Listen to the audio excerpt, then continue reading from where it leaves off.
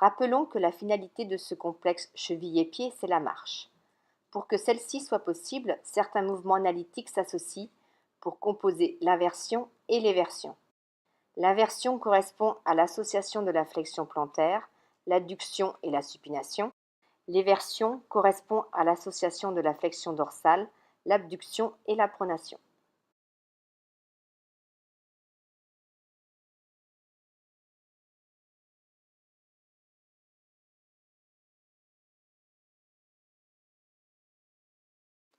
Ces compositions de mouvements suivent un axe, appelé axe de Encke. Il entre par la partie antéromédiale du col du talus pour ressortir par le tubercule postérolatéral du calcaneus. Il est oblique d'avant en arrière, de dedans en dehors et de haut en bas. Il conditionne donc tous les mouvements de l'arrière-pied.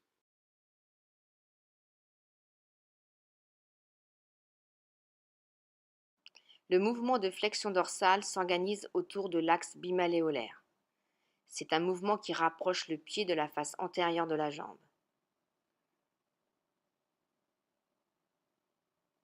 Les muscles acteurs se situent en avant de l'axe et sont le long extenseur de l'hallux, le tibial antérieur, le long extenseur des orteils et le troisième fibulaire. Les muscles limitants sont le triceps sural, le tibial postérieur, le long fléchisseur des orteils et le long fléchisseur de l'hallux.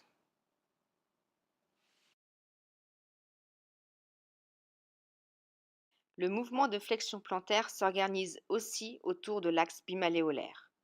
C'est un mouvement qui éloigne le pied de la face antérieure de la jambe. Les muscles acteurs se situent donc en arrière de l'axe et sont le triceps sural, le tibial postérieur, le long fléchisseur des orteils, le long fléchisseur de l'hallux et plus ou moins le long fibulaire.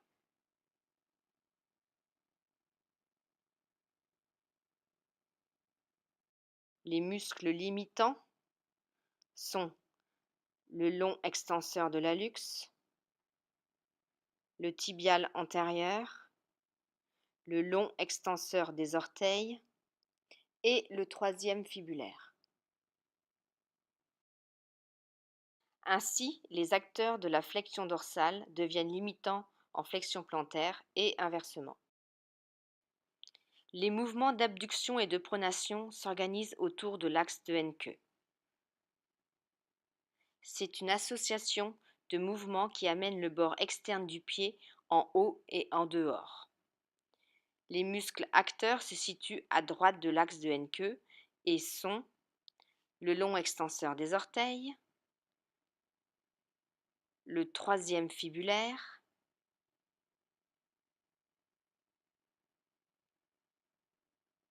le long fibulaire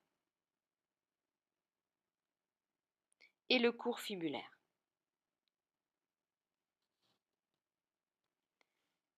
Les muscles limitants sont le long extenseur de l'hallux, le tibial antérieur,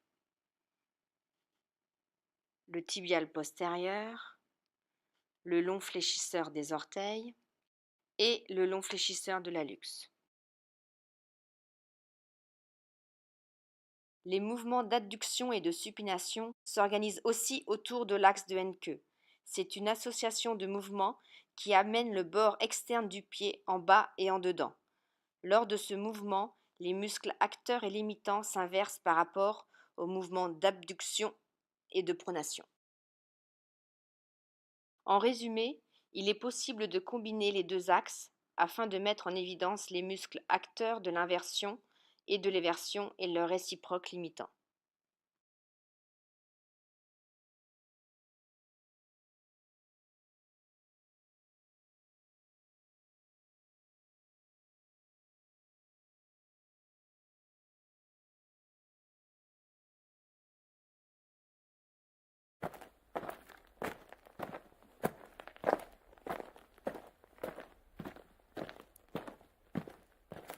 L'attaque du pas se fait par le talon.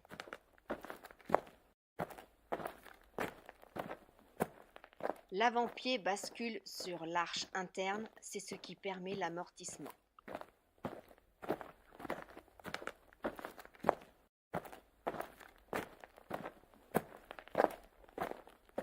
Le mouvement débute par le décollement du talon. L'appui se fait principalement sur le premier et le troisième rayon. En fin de phase, l'appui se fait uniquement sur le premier rayon. Les tendons plantaires restituent l'énergie emmagasinée pour permettre la propulsion.